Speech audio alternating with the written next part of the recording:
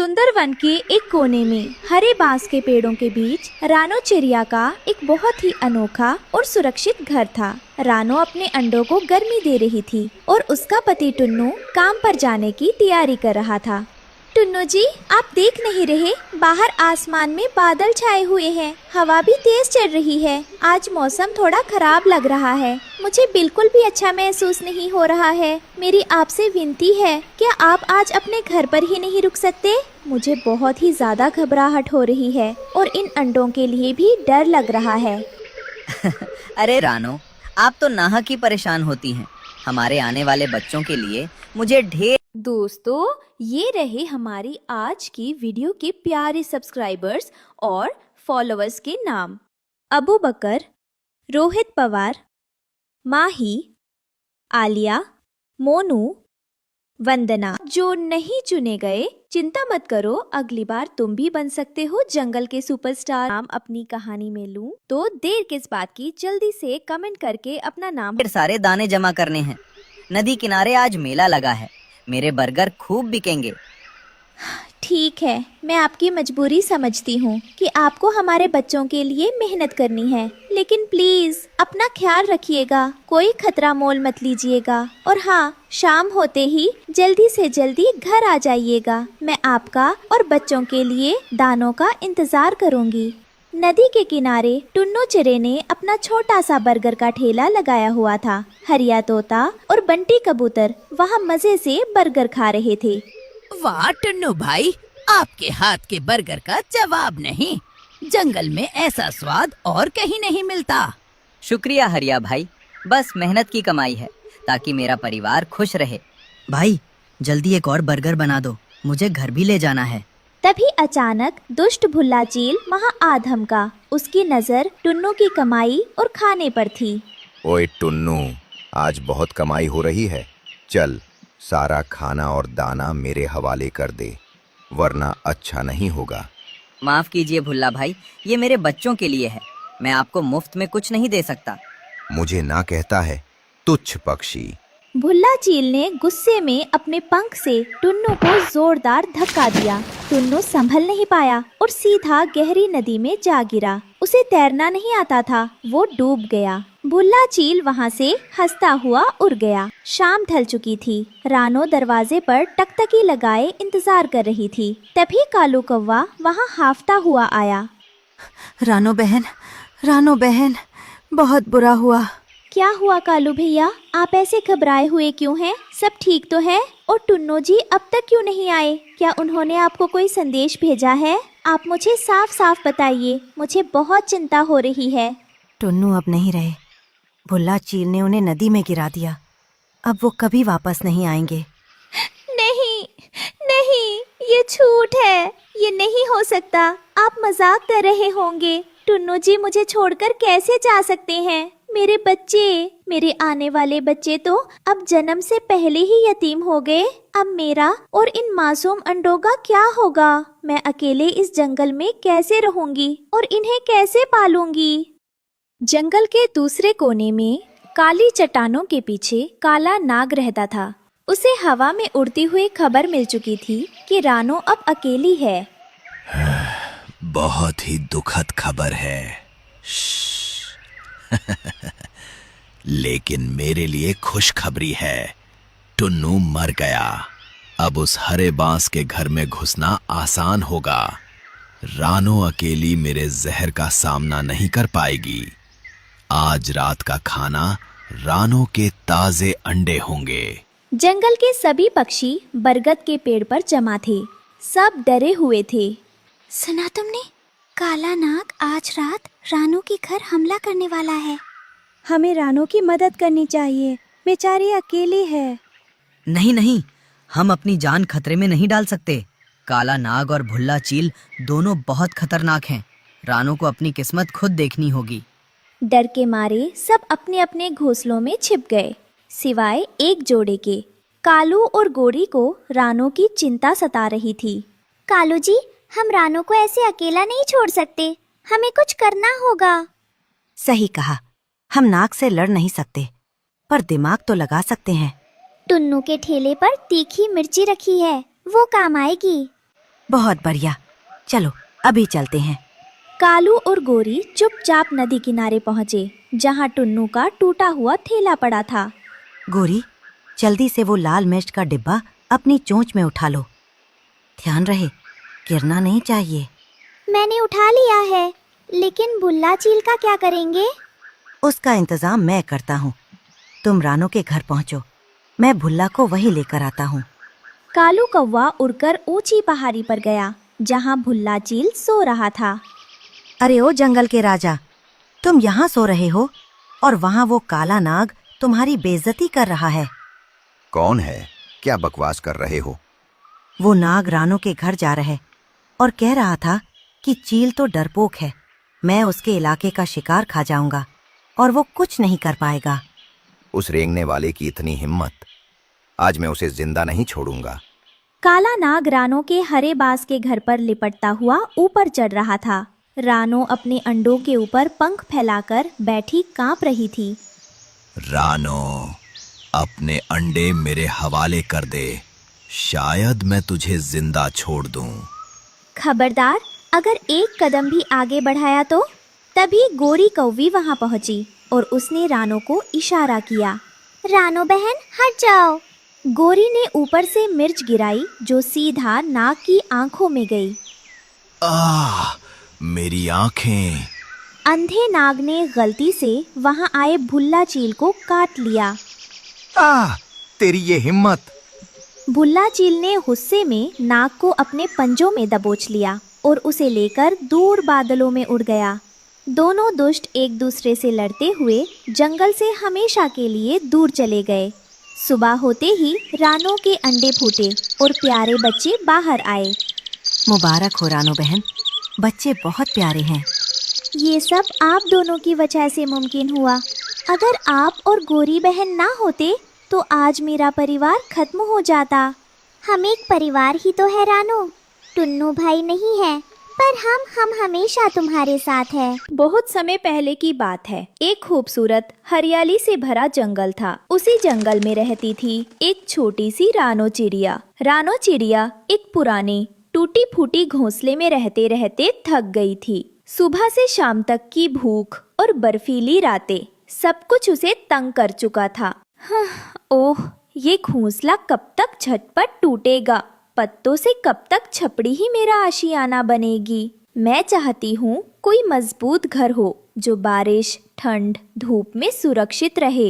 एक दिन अचानक बहुत जोर की हवा चली, बादल छा गए, बारिश बरस पड़ी। रानो कांप रही थी, चारों ओर पानी भर गया, घोंसला बह गया।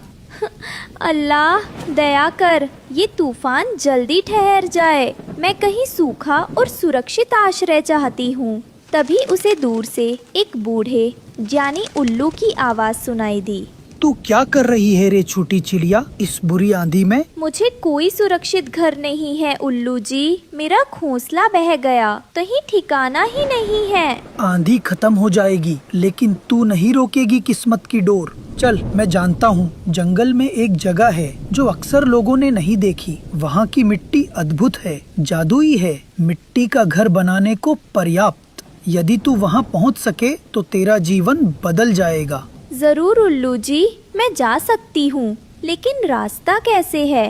वो जादुई मिट्टी कहाँ मिलेगी? अगले दिन अंधेरी सी सवेरे रानो उड़ने लगी। जंगल के गहरे हिस्से में पहुँची, जहाँ पेड़ों की शाखाएं इतनी झुकती थीं कि पत्तों के बीच से धुंध छितरी हुई थी। रानो ने अपने पंख फैलाए और हवा काटते हुए चली गई। रास्ते में उसे मिला एक बोहरा के पेड़ के नीचे बैठा एक बड़ा कछुआ। नमस्ते अंकल, क्या आप जानते हैं जादुई मिट्टी का कोई स्थान जहाँ से मैं सुरक्षित घर बना सकूं? अरे हाँ बेटिया, चिड़ियों ने सुना है ऐसी कहानियां। कहते हैं जंगल के पश्चिम दिशा में एक गुफा है जिसमें जिंदगी की मिट्टी दबाई हुई है। वो मिट्टी जहाँ से बना घर मौसम के हर थपेड़े सह सकता है, लेकिन रास्ता सरल नहीं है। घने कांटेदार झाड़ियों, तीरधार पत्थरों से भरा इलाका है। मैं कठिनाइयों से डरती नहीं हूँ मितेश अंकल। कृपया मुझे बताए कि कैसे जाऊं वहां तक। पहले इस पहाड़ी की तलहटी से उतरना होगा जहाँ पानी की धारा है। फिर उत्तर की ओर एक झरने से गुजरोगी। झरने के ठीक ऊपर एक पत्थर है बड़े चिन्ह वाला। उसके पास मिट्टी उतनी ही नरम है कि हाथ में चमचमाती लगेगी। लेकिन सावधान रहना, 2 काले सांप वहां रहते हैं।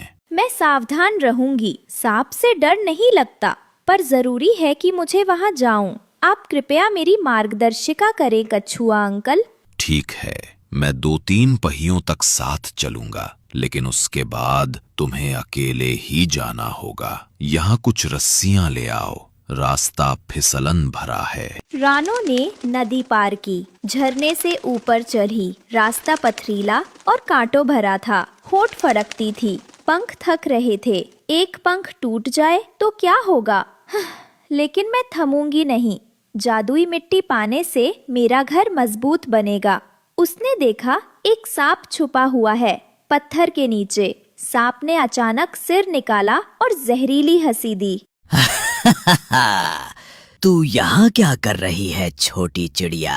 क्या तू सोचती है कि ये घर तुझ जैसे कीमती चीज है? मुझसे मत छेड़। मैं सिर्फ अपना घर बनाना चाहती हूँ, बारिश, ठंड, धूप से सुरक्षित रहने को। तू कितनी निर्भीक है, लेकिन ये मेरी जमीन है। मैं तुझसे नहीं डरता। मैं भी डरती हूँ, पर मेरा घर महत्वपूर्ण है। मैं अपनी मेहनत से, अपने पंखों से, अपनी इच्छा शक्ति से यहाँ तक आई हूँ। ये चिड़िया साहसी है, मैं उसको तोड़ नहीं सकता। और सांप वापस रेंग गया गहरी झाड़ियों में। रानो ने सांस ली, आगे बढ़ी। झरने के ऊपर वाले चिन्हित पत्थर तक पहुंच गई। वहां उसने देखी मिट्टी, लाल सर गुलाबी रंग की, नरम, ठंडी और कुछ तरह से चमचमाती। उसने मिट्टी को अपने पंजों से छुआ। ओह, ये कैसी मिट्टी है? इतनी नरम, इतनी ठंडी, इतनी जिंदा सी। तभी एक धीमी सी आवाज आई, जैसे मिट्टी में से कोई बोल रहा हो। बेटी रानो, तू आ गई है। मैंने सुना है तेरा दुख, तेरा संघर्ष। मैं वो जादुई मिट्टी हूँ। मुझे पता है कि तू मुझसे क्या चाहती है। हाँ, मुझे एक मजबूत, गर्म सुकून, सुरक्षित आशियाना चाहिए, जो बारिश से, तूफान से, धूप से मुझे बचा सके। मैं इसमें सक्षम हूँ, लेकिन एक शर्त है। तुझे अपनी पूरी मेहनत, धर्म, धैर्य और प्रेम से काम करना होगा। जो मिट्टी देने वाली हूँ वो सिर्फ शाब्दिक नहीं है, उसमें तेरी आत्मा लगेगी। तू जब मेरा घर बनाएगी, हर कार्य को दिल से करना होगा। मैं तैयार हूँ।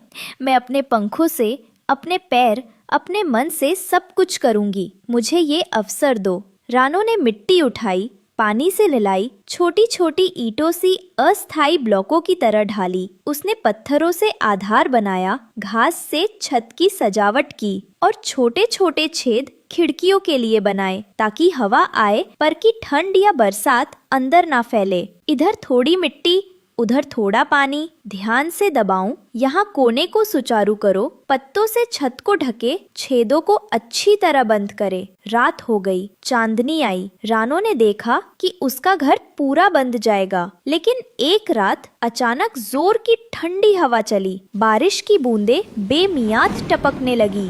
क्यों? बारिश इतनी तेज क्यों हो रही है? कहीं छत से पानी अंदर न आने लगे। मैं डरती हूँ। रुक बच्ची, हिम्मत रख। तूने मेहनत की है, मैं तुझे धोखा नहीं दूंगी। बारिश का पानी तेरे घर को ठीक करने का मौका है। जहाँ कमी हो वहाँ भर ले। ठीक है, मैं लगाती हूँ घास की एक और परत। छोटी छोटी पत्तियाँ गीले मोड़ों को अंदर नहीं आने दूंगी। रानो ने चट्टानों के बीच से कुछ बड़े से पत्ते तोड़े, छत पर रख दिए, किनारों को कसकर पैरों से दबाया और मिट्टी की लकीर से दरारों को भरा। बारिश धीमी हुई, फिर शांत हो गई। सुबह हुई, सूरज की पहली किरणों ने घर को सुनहरा कर दिया। रानो उठी, अपनी नई छत से बाहर झांकी। ओह, मेरा घर कितना सुंदर, इतनी मजबूती, इतनी शांति। अब मैं बारिश से डरूंगी नहीं, तूफानों से नहीं कांपूंगी। बधाई हो रानो, तूने मेरा भरोसा निभाया है। ये घर तेरा है। तुमने कठिनाइयों में धैर्य दिखाया, प्रेम दिखाया। ये घर सिर्फ तेरा आशियाना नहीं, तेरी आत्मा का प्रतिबिंब है। बहुत बहुत धन्यवाद। मुझे अब पता है कि असली जादू मेहनत और विश्वास में है। ये घर मुझे सिर्फ आश्रय नहीं देता, ये मुझे आत्मसम्मान देता है। नमस्ते रानो दीदी, मुझे सुना है तुमने एक अद्भुत घर बनाया है जादुई मिट्टी से। क्या मैं देख सकता हूँ? बिल्कुल, अंदर आओ। ये दीवारें ठंडी हैं लेकिन गर्माहट देती हैं। ये खिड़कियाँ खुली खुली हवा आने देती हैं। ये छत मजबूत है, धूप और बारिश दोनों से बचाती है। समय बीतता गया। रानो का घर जंगल में एक मिसाल बन गया। सभी पक्षियों को पता था कि एक छोटी चिड़िया ने अपने संघर्ष, डर और उम्मीद से कैसे एक मजबूत आशियाना बना लिया। जिंदगी में सबसे बड़ी ताकत है विश्वास, मेहनत और प्यार। यदि ये साथ हों तो कोई तूफान भी तन्हा नहीं आ सकता। और इस तरह रानो चिड़िया, जो कभी टूटा फूटा घोंसला लिए कांपती थी, आज अपने अपने पंखों पर खड़ी है। जादुई मिट्टी का घर सिर्फ एक घर नहीं था, वो उसकी आशा, उसकी हिम्मत, उसकी मेहनत का प्रतीक था। रात के भयानक तूफान ने जंगल में तबाही मचा दी थी। रानो चिड़िया और उसका पति टुन्नू जिस डाल पर रहते थे वो टूटकर जमीन पर गिर चुकी थी। उनका छोटा सा घोंसला बिखर गया था। रानो अपनी टूटी हुई गृहस्थी देखकर रो रही थी। टुन्नू जी, देखिए तो सही, हमारा सब कुछ खत्म हो गया। जिस एक एक तिनके को मैंने इतनी मेहनत से जोड़ा था वो आज जमीन पर बिखर गया है। इस भयानक तूफान ने हमें बेघर कर दिया। अब इतनी सर्द रात में इस खुली जमीन पर हम अपने नन्हे बच्चों को लेकर कहाँ जाएंगे? मुझे तो ये भी नहीं सूझ रहा कि अगली सुबह होगी या नहीं। रानो, हिम्मत मत हारो। मैंने सुना है पास के हरे भरे खेतों में मेरे कुछ रिश्तेदार रहते थे। शायद वहाँ हमें कोई आसरा मिल जाए। चलो उड़ चलते हैं। दोनों भूखे प्यासे आसमान में धीरे धीरे उड़ रहे थे। टुन्नू के पंख कमजोर थे, वो बार बार पीछे रह जाता था, लेकिन रानो उसे सहारा देती और आगे बढ़ाती। टुन्नू जी, आप ठीक तो है ना? मुझे पता है कि आपके पंख दुख रहे हैं, पर हार मत मानिए। हम दोनों को एक दूसरे की ताकत बनना होगा। देखिए, वो सामने कितनी सुंदर हरी भरी जगह दिख रही है। ये वही खेत होगा जिसकी बात आप कर रहे थे। बस थोड़ी देर और हिम्मत रखिए, हमें वहाँ जरूर कोई सुरक्षित ठिकाना मिल जाएगा। मैं कोशिश कर रहा हूँ रानो, बस डर लग रहा है कि कहीं वहाँ भी हमें किसी ने दुत्कार दिया तो क्या होगा। उड़ते उड़ते वे एक बड़े से खेत के किनारे पहुँचे। वहाँ बहुत हरियाली थी, लेकिन वहाँ का माहौल कुछ अजीब सा शांत था। यही वो जगह है रानो, यहाँ खाना और पानी दोनों मिल जाएगा। जगह तो बहुत सुंदर है टुन्नू जी, और हरियाली भी है, लेकिन ये जगह कुछ अजीब लग रही है। इतने बड़े और हरे भरे खेत में एक भी चिड़िया क्यों नहीं दिखाई दे रही है? ये सन्नाटा ठीक नहीं है। हमें हर कदम पर बहुत सावधान रहना होगा। जैसे ही वे खेत में दाखिल होने लगे, एक सूखे पेड़ पर बैठा कालू कौवा उनके सामने आ गया। उसके साथ गोरी कौवी भी थी। दोनों ने रानो और टुन्नू का रास्ता रोक लिया। रुको, कहाँ चले आ रहे हो तुम दोनों? ये मेरा इलाका है, यहाँ आने की इजाजत किसने दी? भाई साहब, हम आपसे विनती करते हैं, हमें माफ कर दीजिए। हम इस समय बहुत बड़ी मुसीबत में हैं। कल रात के तूफान में हमारा बना बनाया घर पूरी तरह से टूट गया है और अब हमारे पास सिर छुपाने की भी जगह नहीं है। हम बस थोड़ी सी जगह चाहते हैं जहां हम रात काट सकें। हम दोनों की हालत पर थोड़ी दया कीजिए। कालू कौवा नीचे उतरा और उन्हें घूरने लगा। उसकी आंखों में लालच था। जगह तो मिल जाएगी, लेकिन मुफ्त में नहीं। इस खेत में रहने का किराया लगता है। तुम्हें रोज मुझे 10 दाने अनाज लाकर देने होंगे। लेकिन कौवा भैया, हम तो बहुत गरीब हैं, हम इतना अनाज कहाँ से लाएंगे? हम पर दया कीजिए। दया से पेट नहीं भरता। अगर शर्त मंजूर नहीं तो अभी यहाँ से चले जाओ। रानो और टुन्नू के पास कोई चारा नहीं था। उन्होंने शर्त मान ली। वे खेत के कोने में गए जहाँ बड़े बड़े कद्दू उगे थे। एक कद्दू थोड़ा टूटा हुआ और खोखला था। टुन्नू जी, आप बिल्कुल भी फिक्र ना करें। जब हमारे पास कुछ नहीं होता तो हमें उसी में से रास्ता बनाना पड़ता है। देखिए, ये टूटा हुआ कद्दू अंदर से खोखला है। हम इसे ही साफ करके अपना अस्थायी घर बना लेंगे। ये हमें कम से कम इस कड़ाके की ठंड से तो बचाएगा ही। रानो, मुझे माफ करना। मैं तुम्हें महलों में रखने के सपने दिखाता था और आज इस टूटे कद्दू में ले आया। टुन्नू जी, ये कैसी बातें कर रहे हैं आप? ईंट पत्थर के घरों से रिश्ते नहीं बनते। जब आप मेरे साथ हैं, आप मेरे सहारे हैं, तो ये छोटा सा कद्दू भी मेरे लिए दुनिया के सबसे बड़े महल से ज्यादा सुरक्षित और प्यारा है। घर बनाने के बाद रानो और टुन्नू भोजन की तलाश में एक नाले के पास गए। वहाँ सिर्फ कीचड़ था। यहाँ तो साफ पानी भी नहीं है। आप यही रुकिए, मैं थोड़ा आगे जाकर देखती हूँ। नहीं रानो, तुम अकेली मत जाओ। कालू और गोरी हम पर नजर रखे हुए हैं। वे हमें परेशान कर सकते हैं। शाम हो गई थी। वे दोनों उदास होकर एक पुराने बरगद के पेड़ पर बैठे उल्लू बाबा के पास गए। उल्लू बाबा सब देख रहे थे। बच्चों, तुम दोनों ने गलत जगह चुन ली है। कल सुबह किसान इस खेत में पानी छोड़ने वाला है। पूरा खेत डूब जाएगा। क्या बाबा, हमारा घर तो जमीन पर उस कद्दू के अंदर है। अगर पानी आया तो हम डूब जाएंगे। संकट बड़ा है बेटी, लेकिन अगर बुद्धि का इस्तेमाल करोगी तो वही संकट तुम्हारी रक्षा करेगा। रात हो गई थी। रानो और टुन्नू उस कद्दू के अंदर बैठे थे। टुन्नू डर के मारे कांप रहा था। रानो, सुबह होते ही हमें उड़ना होगा। हम यहाँ नहीं रह सकते। हमारे पास उड़ने की ताकत नहीं बची है टुन्नू जी।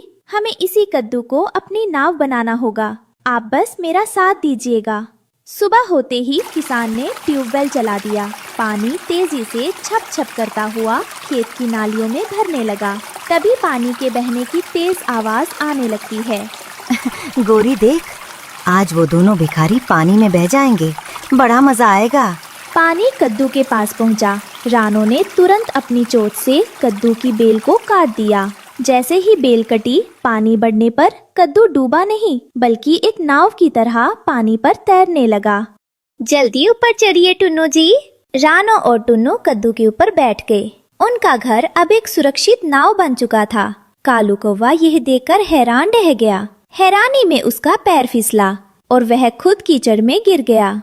बचाओ, बचाओ, मैं कीचड़ में फंस गया हूँ। पानी के बहाव के साथ रानो का कद्दू एक सुरक्षित ऊंचे टीले पर जा लगा। रानो और टुन्नू सही सलामत थे। उन्होंने देखा कालू कौवा कीचड़ में सना हुआ माफी मांग रहा था। कालू भैया, हमने अपना घर और हिम्मत नहीं खोई। दूसरों का बुरा चाहने वाले अक्सर खुद मुसीबत में फंस जाते हैं। अब हम यहाँ नया जीवन शुरू करेंगे, अपनी मेहनत से। उस दिन जंगल के पक्षियों ने सीखा कि मुसीबत में घबराना नहीं, बल्कि दिमाग से काम लेना चाहिए। रानो और टुन्नू ने अपनी नई दुनिया बसाई। सर्दियों की एक काली रात थी। जंगल में बर्फीली हवाएं चल रही थी। ओह टुन्नू जी, ये हवा बहुत बहुत तेज है। ऐसा लग रहा है जैसे बर्फीली सुइयां हमारे नन्हे पंखों को भेद रही हों। मुझे इस तूफान से बहुत ज्यादा डर लग रहा है। अगर ये डाल जिस पर हमारा इतना नाजुक घोंसला टिका है टूट गई तो मेरे प्यारे अंडों का क्या होगा? हम जैसे गरीबों के पास तो सर छुपाने के लिए कोई पक्की और सुरक्षित जगह भी नहीं है। बस यही कुछ तिनकों का सहारा है। हिम्मत रखो रानो, मैं कुछ करता हूँ, लेकिन इस अंधेरे और तूफान में मैं चाह कर भी कुछ कर नहीं पा रहा हूँ। हमें बस सुबह होने का इंतजार करना होगा। अचानक जोर की गड़गड़ाहट हुई और एक भारी ओला उनके घोंसले पर आ गिरा। घोंसला तिनका तिनका होकर जमीन पर गिर गया। रानो और टुन्नू किसी तरह जान बचाकर गीली मिट्टी पर गिरे। उनका घर उजड़ चुका था। हाय, हमारा घर